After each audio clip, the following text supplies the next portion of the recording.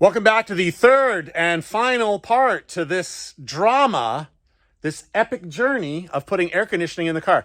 At the end of this, we will have working air conditioning. So follow along. I hope I have enough detail in here for everybody and keep it entertaining and see what happens. Okay, so on the bottom of the evaporator unit, there is a drain. It's right there. So make sure during one of the times, one of the many times, that you will have fitted the unit to the firewall, that you mark a straight line onto this little step. You see this little step here? So this is a straight, this is straight to the drain. So I'm gonna use a 5/8 step drill. It says to use a 5/8 drill bit. So I have a step drill now. I don't know if any of you use the step drills. Really good Christmas tree bits or step bits. Really good ones are awesome. This one here, you can see it's marked. It has all the different sizes all the way along. It has all the little different sizes in there. So to make sure I don't go too deep, I took a Sharpie and I ran it around the 5/8. So I'll just drill the hole up until it reaches where I've written with a Sharpie, and then I know I got a 5/8 hole. So included with the kit is this flow control valve. So what this does is this shuts off the hot water going to your heater core when you have the air conditioning turned on or when you have the heat turned off. So this goes on the line coming from the engine. So I put it here. This is, you can see this is kind of inside my wheel well here and right close to that. And then this wire is gonna have to, there's wires that come through there. I'll get to that in a moment.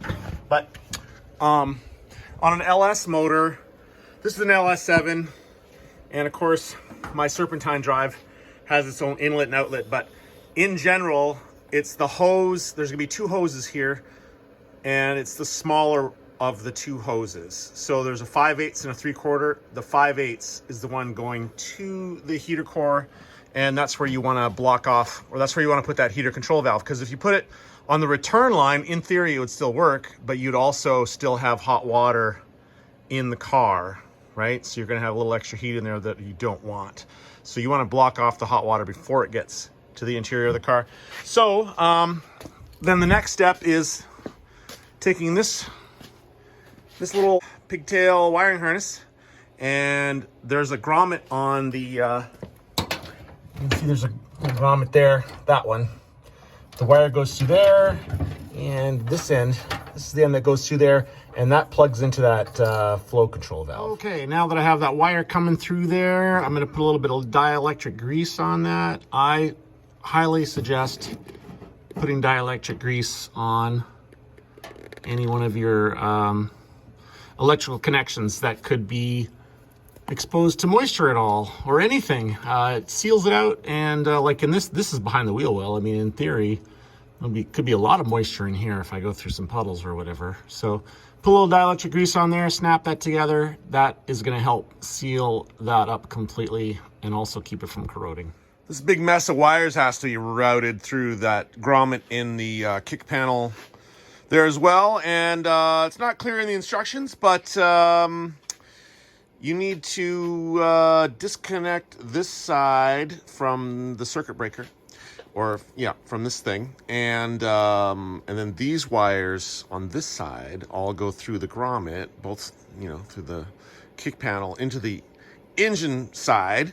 And then I guess this mounts somewhere on the engine side, and you gotta rehook up this one. So, and then the rest of these wires, let me gather up those rest of those parts here. This bundle, this little cute little bundle of wires are on the passenger compartment side and plug into the various things. Okay, so after attempting to shove these wires through the kick panel and the engine compartment panel, yeah, it's very difficult because things get all tangled up inside there. I'm going to suggest that you wrap a little bit of tape. Well, not like that little sloppy piece right there.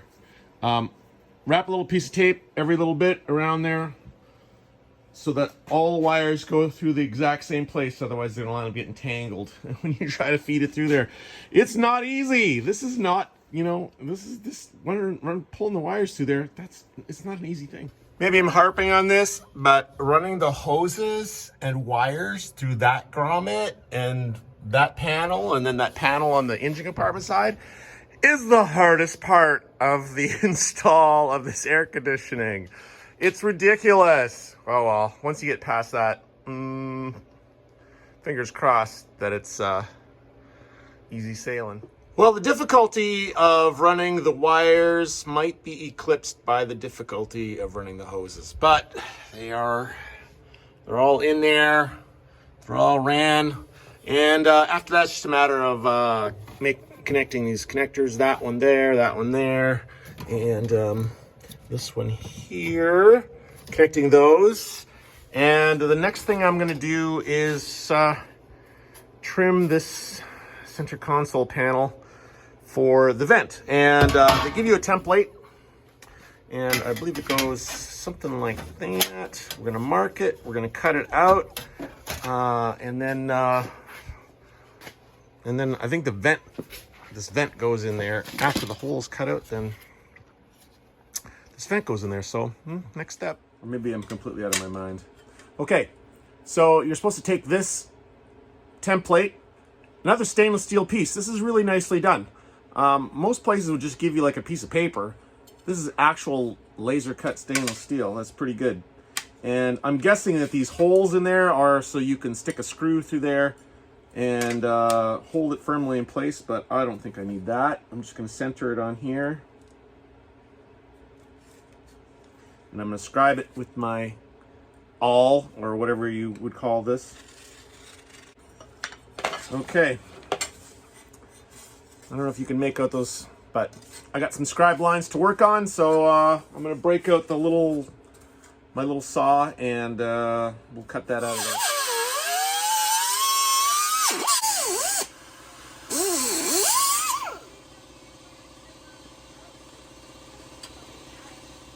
Well, getting all those hoses in there.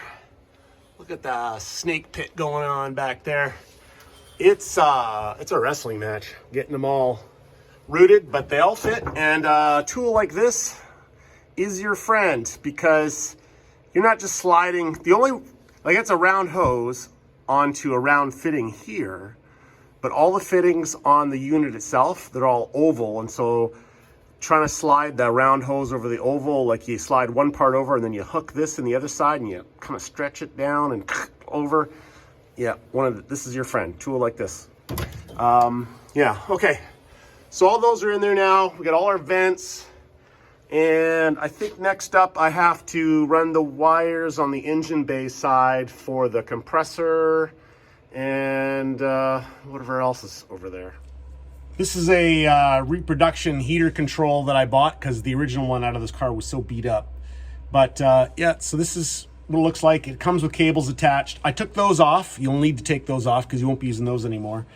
But this is what Vintage Air sends you to replace all that's in there. And this is pretty straightforward. These knobs actually just pull right off.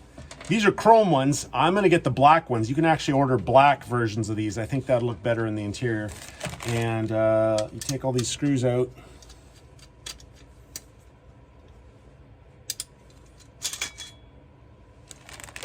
And then this plate comes off. And all right, so on this is called OEM. This is called the OEM backing plate.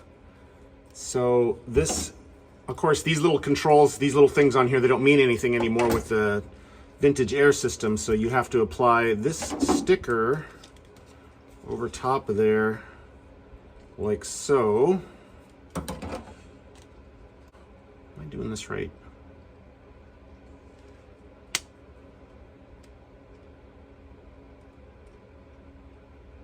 Jeepers.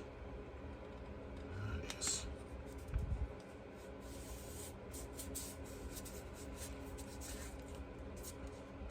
Okay. Here.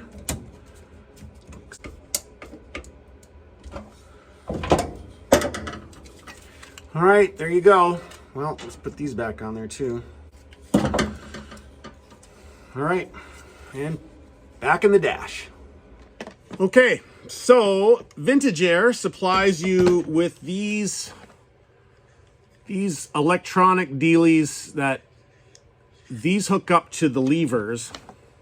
Okay, so there's 3 of them, and this one, the top one here, controls fan speed. So there's some indents in there, like you can feel it. So it's off or, you know, low, medium, high kind of thing. And the middle one is the temperature, hot and cold. So hot and cold and everything in between. And the bottom one controls whether it's defroster or if it's on the floor. So the way that they control this is you take off the cables. There were cables hooked to all these. You take the cables off and you hook these things in there like so. And then as you know, change this, as an example, as you would change that one, you can see it moves that in and out, and then it plugs in here using this wiring harness. It plugs in here, which plugs into the main body of the air conditioning system. So it's pretty straightforward. I'm impressed with how simple it is, and like it's just going to bolt right on there. So it tells you in the instructions exactly where to cut these. I guess they use the same ones on different years of vehicles, and so some would use this one and whatever. But in my particular case, I need to cut it here and then attach it right where the cable attachment would go, and they supply clamps with that'll hold it down. So let's do that now. Let's get on with this. I guess I'll start with the I'm going to start with the fan one. Blower speed lever cut at 3rd hole. Okay, no problemo. Cut at 3rd hole. That is just like that. And it goes in there.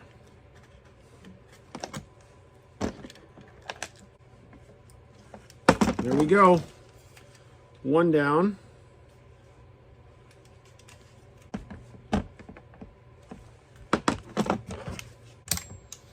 Okay. Now I just have to hook up the wires and throw it in the car. There it is in the dash. I'm not gonna lie, that was not easy to get all that stuff in behind there. All the hoses behind there, oh my God. Let's see if you can, hoses, it's a very tight fit. It's all a very tight fit behind there, but it's all in there. And this here cable just plugs in right there. Ta-da!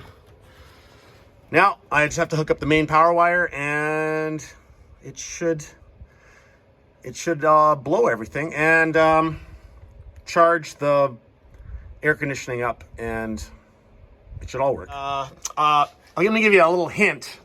When you attach these hoses to their various locations, like, okay, can you see up there? I put a zip tie around it. Do that with all of them. When you're putting those hoses on, put a zip tie around all of them, because they are gonna keep popping off on you if you, like while you're moving the hoses around and stuff. But anyways, okay, so after getting it all in and all hooked up, there's a calibration procedure. It's in the instructions, it's super easy, but I've just performed the calibration procedure, and check this out.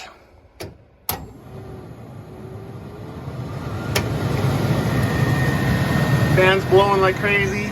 Right now it is set to defrost, so it's up here. So let's see if I can show you with this. Well, it's blowing pretty good. You're gonna have to trust me. It's blowing pretty good out of those vents. And then floor, put it on floor, and it changes. Now it's all blowing down here. And dash. Let's put it all the way to dash. And now it's blowing out of these vents here and these vents here. It blows really good. So all I have to do now is Excellent. Okay, so all I have to do now is install the new glove box and get the AC system charged, and it's good to go. So, all right, there's the glove box is in. I tucked my ECM up under behind there, so that's all in there. The glove box goes in 2 parts. It's pretty straightforward. I obviously have to get that painted, but yeah, so it's cleaned up quite a bit, and I can't wait to go to the next step with this car. So that is the end of the installation of the vintage air conditioning system into a 67 Camaro. It was difficult, and it was... I'll put at the bottom of the screen here how many total hours I spent on it. But that's the end of this install, and I hope you learned something from it. I hope it helps in some way. I know that there was a lot of stuff that I did not videotape. I sort of just did it and then showed you afterwards what I did. There's some things that the camera angles, you just can't get the camera angles right. Now you wrangle with it for a while and you try different things, and it didn't work very well. Maybe I should get a camera that attaches to my hat or something, because then you can see what I see all the time while I'm working with both hands. Yeah, maybe I'll look into that. I do? Yeah, okay. It's a future video. That's future Mark's problem, okay? So, right now, I think the next thing is going to be bodywork and paint. I don't know how much of that I will be recording, because I'm not sure that you wanted to see hours of sanding, because that's all that bodywork and paint is. Sanding, sanding, sanding. But I am going to have some updates, and I also have some work that I did on the MGB, so I'll be releasing that too. So please like and subscribe to the video, leave some comments below. That helps the algorithm, and we'll see you in the next one.